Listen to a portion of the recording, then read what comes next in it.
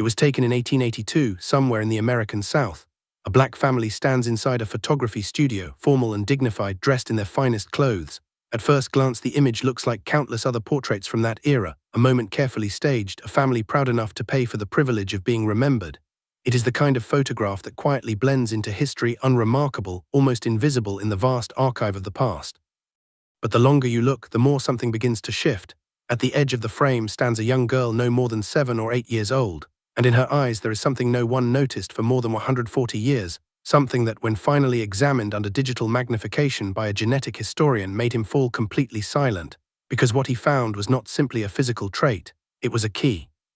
A biological key, encoded in her DNA, that had survived slavery, survived erasure, survived generations of silence, and was now about to unlock the origin of an entire family whose history had been deliberately lost. This is the story of what was hidden in that little girl's eyes, and how it changes the way we think about identity, ancestry, and what DNA remembers even when history forgets. Dr. James Okafor had spent 15 years reconstructing lost genealogies. His office at Howard University in Washington, D.C. was lined with framed photographs not of his own family but of strangers, faces of people whose names had been erased, whose stories had been swallowed by time. Each image represented a case he had solved, a life reclaimed from oblivion. The morning Diane walked into his office, rain tapped steadily against the windows. She was in her early 50s, wearing a grey coat, and she carried a flat cardboard envelope close to her chest, holding it with both arms as if it contained something fragile and irreplaceable. When she placed it gently on his desk, her voice carried a quiet weight. Her grandmother had left it to her, she explained, and her grandmother had received it from someone before that. No one knew who the people in the photograph were, no names had survived, no locations, no stories. Only the instruction that it mattered. James opened the envelope with deliberate care. Inside was a cabinet card photograph, approximately 8 by 10 inches, mounted on thick cardboard typical of the 1880s. Despite its age, it was in remarkable condition. The edges were worn and slightly warped, but the image itself remained sharp and clear. 7 figures stood arranged inside what appeared to be a professional photography studio. Behind them was a painted garden backdrop, a common stylistic choice of the time. Father stood at the center, tall and broad-shouldered, dressed in a dark suit and tie, his expression composed and serious in the way that long-exposure photography required. Beside him sat a woman, likely the mother, dressed in a high-collared blouse, her hands folded neatly in her lap. Around them were 5 children, carefully positioned.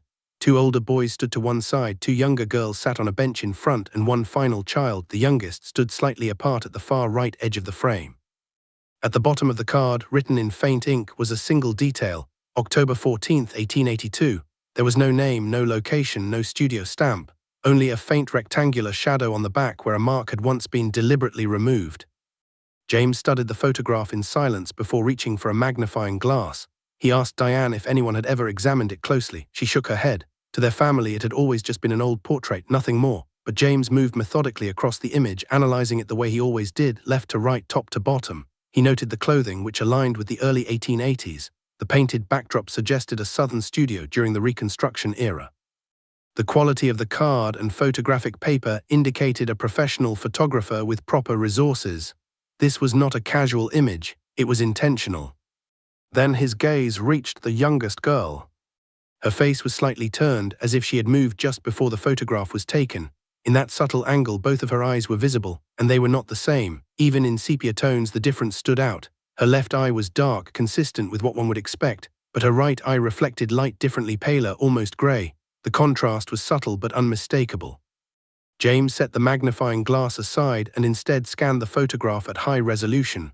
Within minutes, the image appeared on his monitor. He enhanced it carefully, adjusting contrast and sharpness without altering the authenticity of the original. Then he zoomed in on the girl's face. The right eye was blue-gray. Not an illusion, not damage, not a trick of light, it was real. A black child in 1882, with one brown eye and one blue-gray eye. James leaned back, silent for a long moment before turning to Diane and asking her to tell him everything she knew. But there was very little to tell. The photograph had passed through generations of women, always accompanied by the same instruction to keep it safe.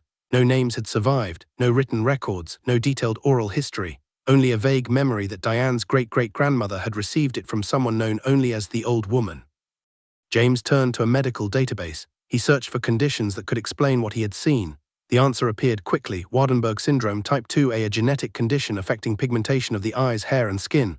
One of its defining features was heterochromia, eyes of different colors. Another was the presence of a white forelock, a patch of depigmented hair. Most importantly, it followed an autosomal dominant inheritance pattern.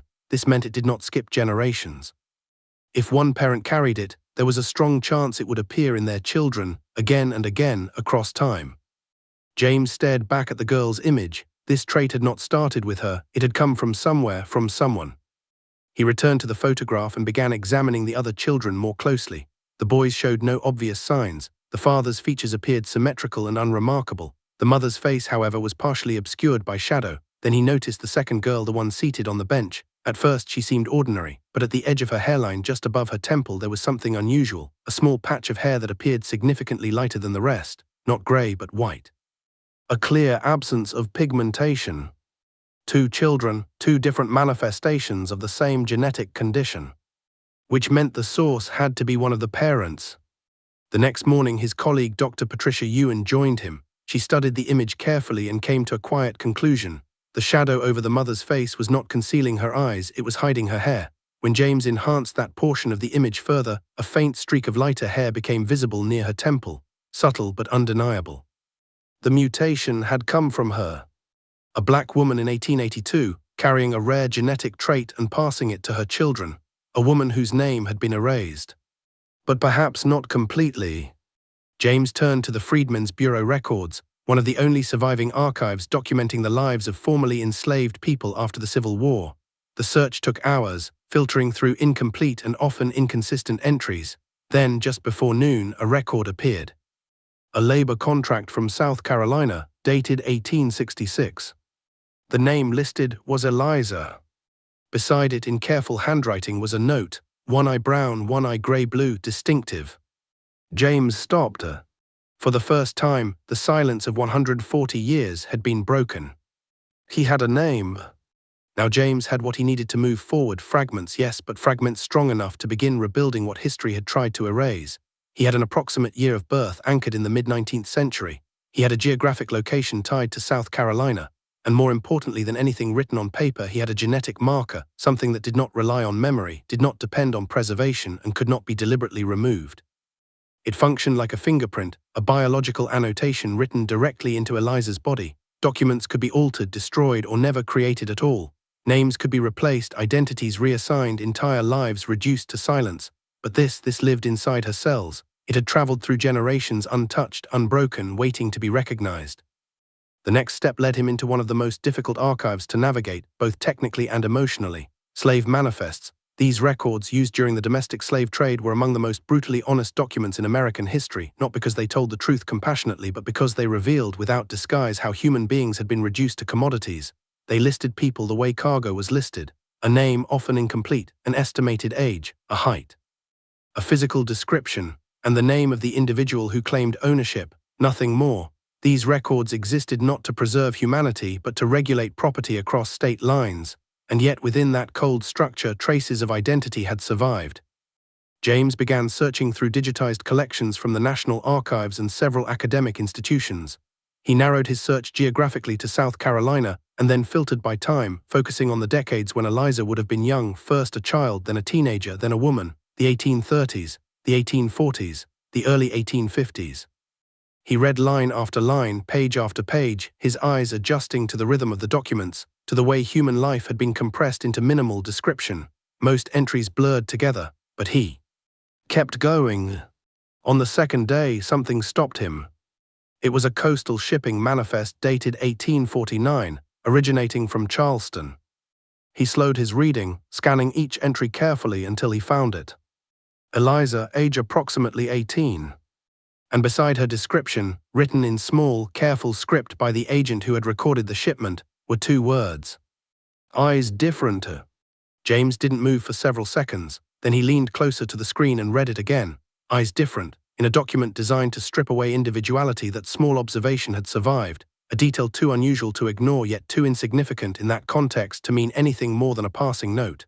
And yet now, 175 years later, it meant everything. He read the words again, letting them settle. Then he reached for his phone. I found her, he said when Diane answered.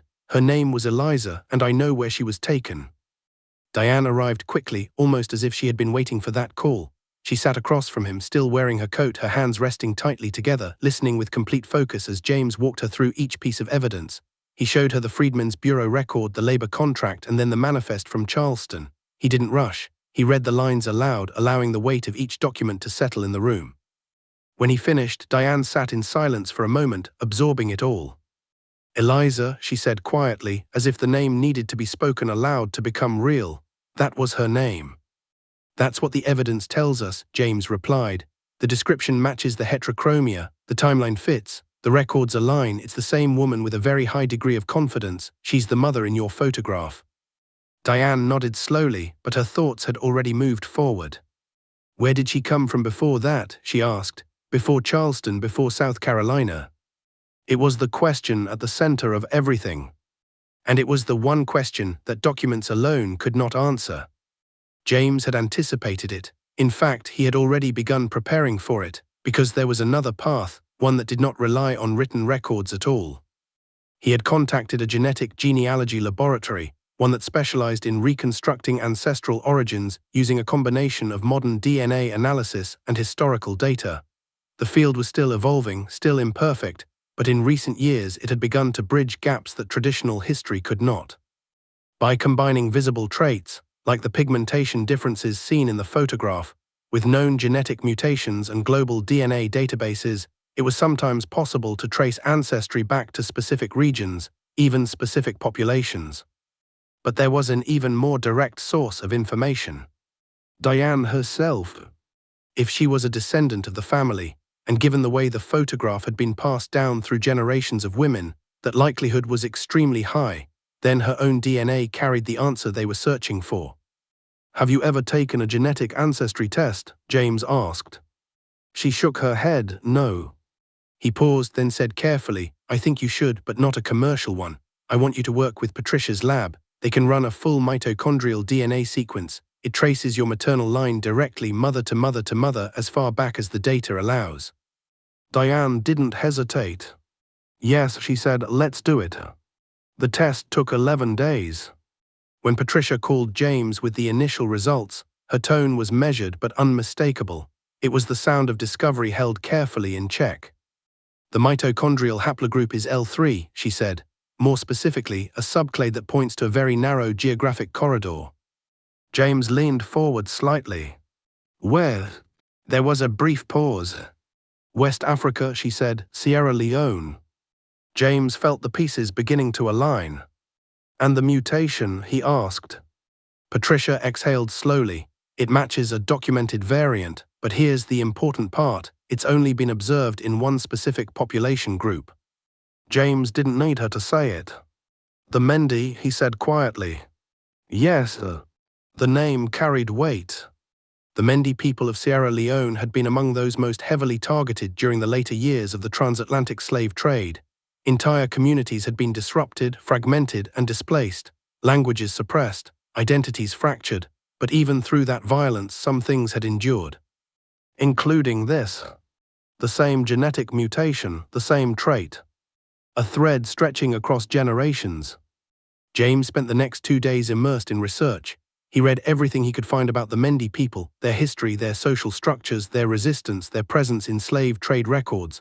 And then, almost by accident, while searching through a digitized archive from the Amistad Research Center, he found something he had not expected. A letter. It was handwritten, dated 1891. The writer did not give her full name. She described herself only as a woman who had once been called something else. The English was precise but careful, the language of someone who had learned it later in life. James read it slowly. She described a village near a river. She described being taken at night, along with members of her family, by men speaking a language she did not understand. She described the ship, the crossing, the arrival in a place that felt cold and unfamiliar. She described being given a new name, Eliza, because her original name was considered too difficult to pronounce. James read the letter once, then again, and then he reached a passage that made him stop completely. "My mother had eyes that did not match," she wrote. "One dark as river mud, one pale as morning sky. She told me her mother had the same. She said it was a sign of where we came from, and that no matter how far we were taken, that sign would follow us." James set the letter down slowly. He read that passage again, then again. Then he picked up his phone. He called Diane and read the letter aloud, all of it. When he reached the part about the eyes, she made a sound that wasn't quite a word, something deeper than that, something breaking through time. She wrote that herself, Diane asked quietly. Yes, James said. In her own hand, she remembered. He paused. She didn't write her original name. I think she was protecting it, keeping it private, but she described the place. James had already begun verifying those details, the river, the geography, the vegetation. It matched one place. The Suwa River Valley, a historical homeland of the Mendi people. Everything pointed there. The DNA, the mutation, the letter, the geography, all of it converged. A family photographed in 1882, without names, without history, had come from that river. Their ancestor had been taken from that land in the 1830s or 1840s. She had survived the crossing, survived enslavement, built a life in a place that was not hers. And through it all, she had carried something that could not be taken. A record. Not written in ink, not stored in archives, but written into her very being. When Diane returned 6 weeks later, the photograph was placed between them once again. James laid everything out, step by step. She listened in silence. When he finished, she looked down at the image. She didn't know, she said softly, the little girl. No, James replied, she couldn't have. Diane looked up. But someone did, her ancestor knew, she wrote it down, she wanted someone to find it. James nodded. And you did. Diane picked up the photograph, holding it the same way she had the first day. The story had been erased. But not completely. Because something had remained. Something that could not be removed, rewritten, or forgotten. DNA does not forget. It waits. And sometimes, after generations of silence, someone finally learns how to listen.